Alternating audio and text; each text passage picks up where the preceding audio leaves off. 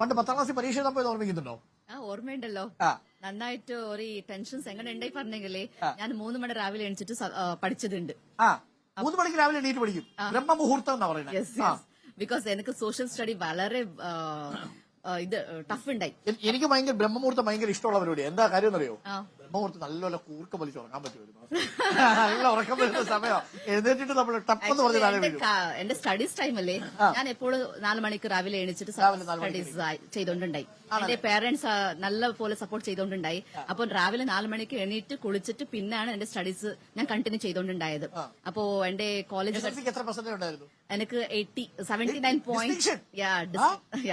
First class with distinction ആയിരുന്നു. അപ്പൊ കാസർഗോഡ് നിന്ന് കിട്ടിയ കാൻഡിഡേറ്റ് ഈ പരീക്ഷയിൽ ഡിസ്റ്റിങ്ഷൻ വാങ്ങുമോ എന്നാണ് അറിയേണ്ടത്.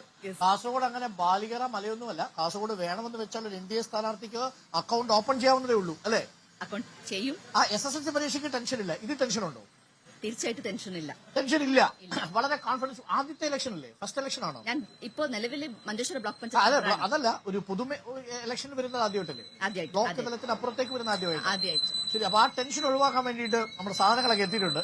അപ്പോ ഇത് ഗോളി ബജ്ജ അല്ലേ? ഗോളി ബജ്ജ. ഇതിന്റെ പേരെന്താ ടീച്ചറെ? ഇത് ബൻസാണ്. ബൻസാണ്. ഓക്കെ. ഇത് ഇഡ്ഡലി അല്ലേ? ഇവിടുത്തെ ഇഡ്ഡലിയുടെ പ്രത്യേകത പ്രേക്ഷകർക്ക് നമ്മൾ പലതവണ പറഞ്ഞിട്ടുണ്ട്. ഇവിടുത്തെ ഇഡ്ഡലി നമ്മുടെ കൊല്ലംകാരുടെ ഇഡ്ഡലി പോലെയല്ല. കൊല്ലംകാരുടെ ഇഡ്ഡലിക്ക് ഒരു പ്രത്യേകതയുണ്ട്. ഇഡ്ഡലിക്കകത്ത് ഇച്ചിരി കറിവേപ്പില ഉണ്ടാവും, ചിലപ്പോൾ ഇഞ്ചി ഉണ്ടാവും, പച്ചമുളക് ഉണ്ടാവും. പിന്നെ ഇത് ഇങ്ങനെ ഒരു ഷേപ്പ് അല്ല ഉണ്ടാവുക. ഇഡ്ഡലിയുടെ വേറൊരു ഷേപ്പ് ഉണ്ടല്ലോ, ആ ഷേപ്പാണ്. നിങ്ങൾ പറഞ്ഞ സാധനം എല്ലാം ഉണ്ടല്ലോ, നമ്മൾ റവ ഇഡ്ഡലി എന്ന് പറയും. റവ ഇഡ്ഡലിയാണ്. റവ ഇഡ്ഡലി ആ ഐറ്റംസ് എല്ലാം നമ്മൾ ആഡ് ആക്കും. ഇഞ്ചി, ഡ്രൈ കോക്കനട്ട്, ക്യാരറ്റ്, അപ്പൊ അതെല്ലാം ഇട്ടിട്ട് ഒരു ഫുഡ് ഉണ്ടാക്കും. ഞാൻ ഉണ്ടാക്കും. അത് റവ ഇഡ്ഡലിയാണ്. അശ്വിനി ടീച്ചർ നല്ല കുക്കും കൂടിയാണ്. അപ്പൊ നമുക്ക് നോക്കാം. സ്വാമിച്ചേട്ടന്റെ കടയിൽ നല്ല സാമ്പാർ വന്നിട്ടുണ്ട്. അപ്പൊ ടീച്ചറിന് നമ്മൾ രാവിലെ സാമ്പാർ, നല്ല ചട്നി, ഇത് രണ്ടും കൂടിയാണോ കോമ്പിനേഷൻ? അതോ ചട്നിയും നമ്മുടെ ഗോളി ബജ്ജയും? എനിക്ക് സാമ്പാർ അത്ര കോമ്പിനേഷൻ അല്ല, ചട്നിയിലാണ് എനിക്ക് കോമ്പിനേഷൻ. വണ്ടർഫുൾ. അപ്പൊ ചട്നിയാണ്.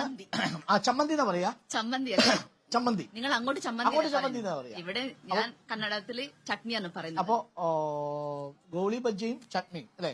എന്താ കഴിച്ചു നോക്കി ടീച്ചർ, എങ്ങനെയുണ്ട് നമുക്ക് നോക്കാം. അപ്പൊ ഞങ്ങളിതാ ഗോളി ബജ്ജ ഷെയർ ചെയ്യാണ്. വോട്ട് ഷെയർ ചെയ്യുമോ കാസർഗോഡ് മണ്ഡലത്തിൽ?